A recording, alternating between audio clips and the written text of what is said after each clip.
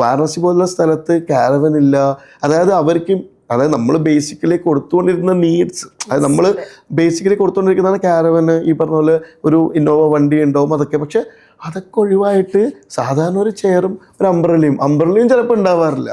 അപ്പം ഈ ഒരു കംഫർട്ട് സോണിലേക്ക് അവർ ഇന്നാവുകയാണ്. അത് കംഫർട്ടും അല്ല, മനസ്സിലായോ?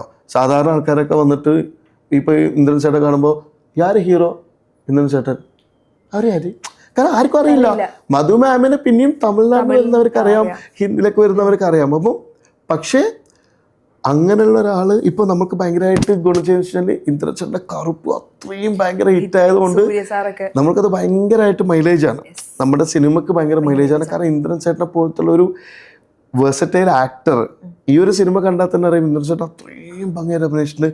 മധു മാം അത്രയും, കാരണം ഇവരുടെ ആ ഒരു നമ്മൾക്ക് ഒരിക്കലും വിചാരിക്കാൻ പറ്റില്ല ഇന്ദ്രൻ ചേട്ടൻ ഇത്രയും പ്രണയിക്കാൻ പറ്റുമോ. കാരണം അത് ആ ഡയറക്ടറുടെ വിഷനാണ്.